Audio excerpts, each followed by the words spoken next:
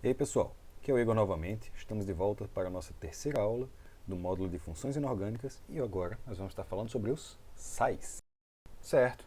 E Igor, diga uma coisa, essa aula vai seguir um modelo parecido com as dos outros? Vai. Ou seja, a gente vai ter que saber 4 coisas importantes sobre os sais. Mas uma notinha antes.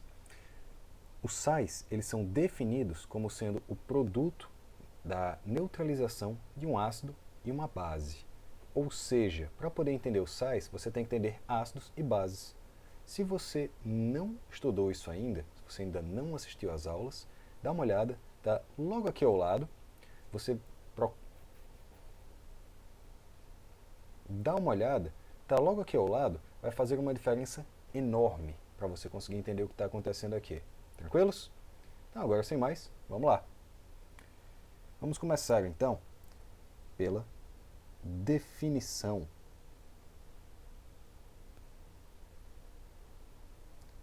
Na sequência, nós vamos fazer o quê? Dar a nomenclatura. E por fim, nós vamos falar sobre o caráter.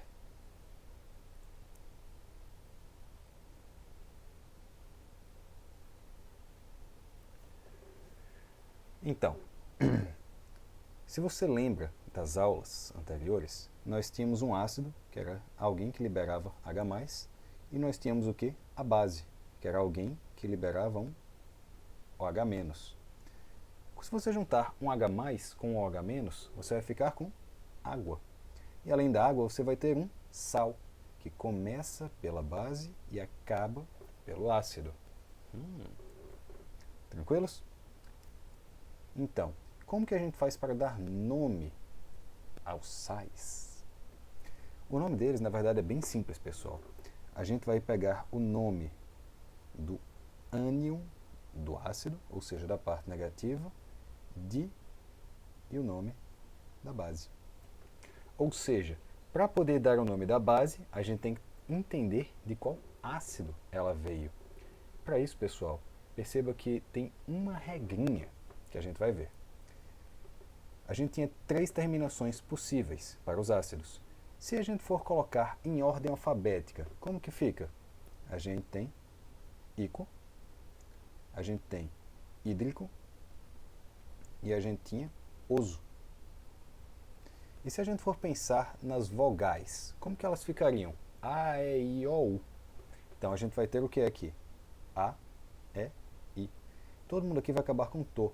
Ato, eto e ito. Então, se o ácido acabava com ico, o ânion vai acabar com ato. Por exemplo, o ácido sulfúrico vai produzir o sulfato. Se ele acabava em hídrico, ele vai fazer um eto.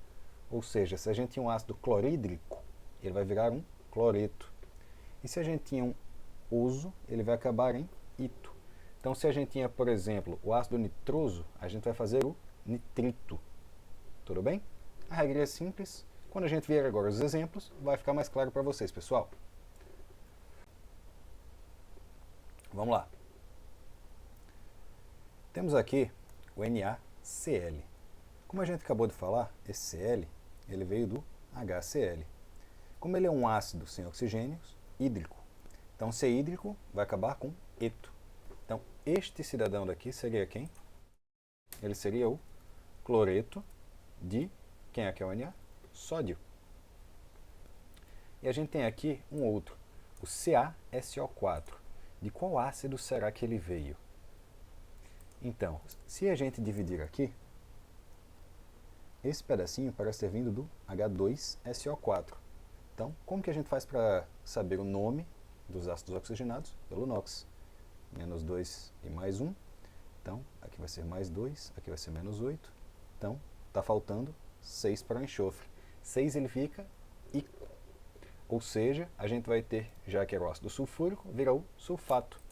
Então, esse daqui seria o sulfato de cálcio. Na sequência, a gente tem este outro cidadão que também tem oxigênio. Então, a gente divide no pedaço que veio da base e o pedaço que veio do ácido. A base, aparentemente, era o KOH. E o ácido era o HClO4. Então, H vai ter mais 1, oxigênio menos 2. Então, essa aqui vai dar mais 1, essa aqui vai dar menos 8. Está faltando, então, para ficar neutro, mais 7, que será o NOx do cloro. Mais 7, gente, era o mais alto de todos. Então ele é ico, mas ele é mais que isso. Ele vai ser o per-ico. Então o que é que vai acontecer? Nós vamos ter aqui per-clor-ico dava ato. Então perclorato de quem? De potássio. Nós vamos ter ainda aqui o Na e o F. O que é que vai estar acontecendo? Esse aqui veio do HF. Tinha oxigênio? Não. Então era o fluorídrico. Veio então eto. Ou seja, este cidadão daqui é o fluoreto de sódio. Quem que seria esse outro cidadão? Bom, base não costuma acabar com H, né? A não ser que seja com OH. Então, esse cidadão daqui, ele vem do HCO3. Ou seja, ele vinha do H2CO3, que perdeu um hidrogênio, foi substituído pelo Na. Então, como que a gente faria isso? O NOx aqui é mais 1. Então, aqui nós tínhamos mais 2. NOx do oxigênio, menos 2. Então, temos aqui ao todo mais 6. Mas esse daqui é aquele ácido, gente, que é o carbônico. Então, pulando logo algumas etapas, já que ele é carbônico, o eco vira ato. Então, esse aqui seria quem? O carbonato de sódio. Mas tem um detalhezinho importante, pessoal. Sempre que ainda tiver um H no carbonato, a gente chama ele de bicarbonato de sódio. Nesse caso daqui, logo abaixo, a gente pode ver que não tem mais H nenhum. E ele veio também do H2CO3. Então esse daqui seria simplesmente o carbonato de quem? De cálcio. Igor, quais são os sais importantes? Bom, alguns aqui você já conhece. Este cidadão aqui, o NaCl, é o sal de cozinha. Então ele é muito importante porque ele basicamente salga as coisas para a gente. Mas, além disso, é comum a gente iodar esse sal, que vai prevenir o quê? O bócio. A gente tem este outro cidadão aqui, o NaF, que ele é o fluoreto de sódio. É ele, gente, que a gente coloca na água para ela ficar fluorada para proteger das cáries.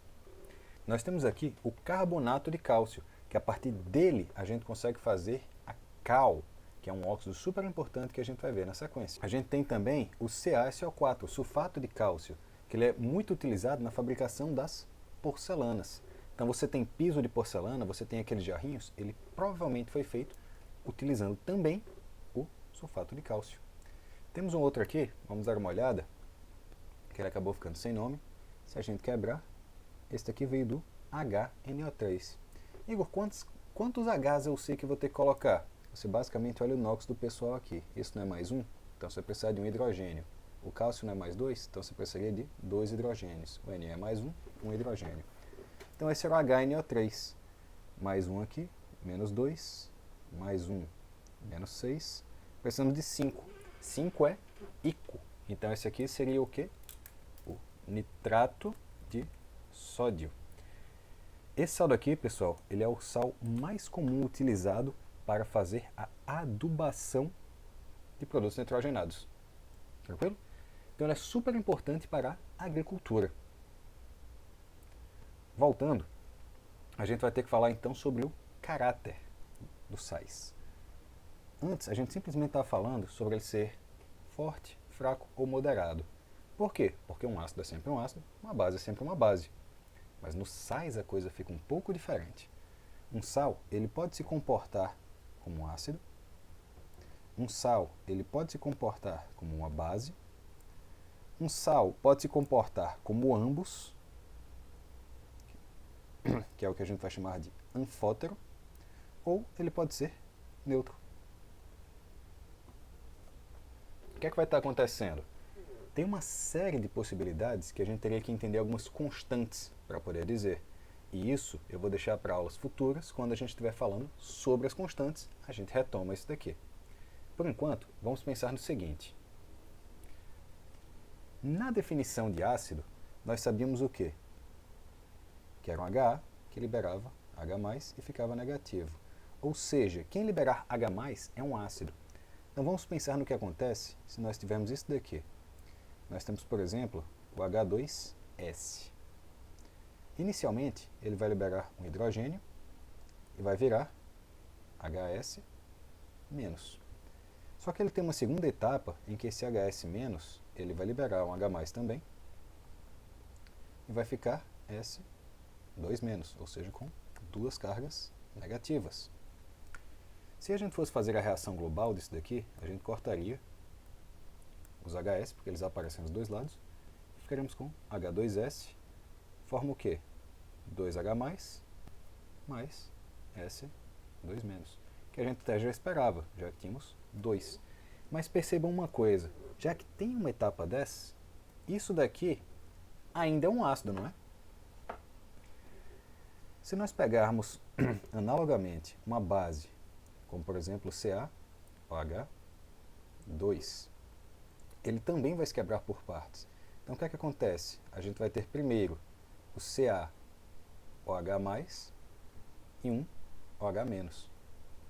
Na sequência, o que é que vai acontecer? A gente vai ter o CaOH+, liberando o outro OH. Então a gente vai ficar com o Ca2+, mais OH- também. Então o que é que acontece? Esse pedacinho daqui, ele também já sofreu uma quebra, mas ele ainda é uma base. Então, imagine o que acontece se a gente juntar, por exemplo, o HS com o Ca2+. Então nós teríamos o quê? Ca, já que ele tem o NOx 2 e o outro tem o NOx 1, HS2. Como que a gente faz então para saber o comportamento? A gente quebra o sal. Quebrou aqui. O Ca ainda é uma base, ele tem como liberar um OH-? Não. O HS ainda é um ácido, ele tem como liberar H+? Tem. Então esse aqui seria um sal ácido. Então quer dizer que um sal ácido é um sal que tem um ácido dentro dele. Isso. E o que é que acontece se você tiver um CaOH juntamente com o S? A gente inclusive vai precisar de 2 desses. Então a gente quebra no meio. Esse S daqui, ele ainda é um ácido? Ele tem como liberar H+? Não. O CaOH tem como liberar OH? Tem. Então esse aqui seria um sal básico, porque ainda tem uma base dentro dele. E se a gente tiver um CaOH e ele estiver junto com um HS? Então a gente quebra ele no meio. A gente tem o CaOH, ele ainda é uma base? É. A gente tem o HS, ele ainda é um ácido? É. Então o que é que pode acontecer?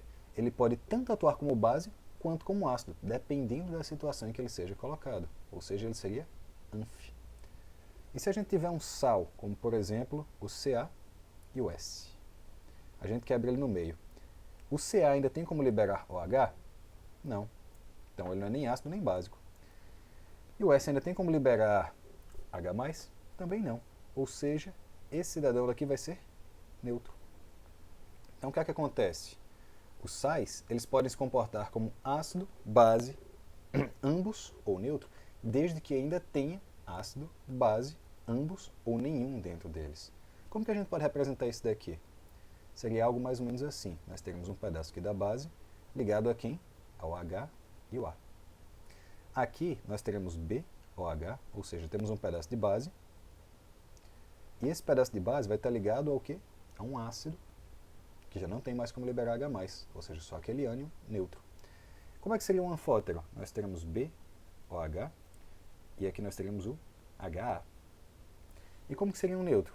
B e A.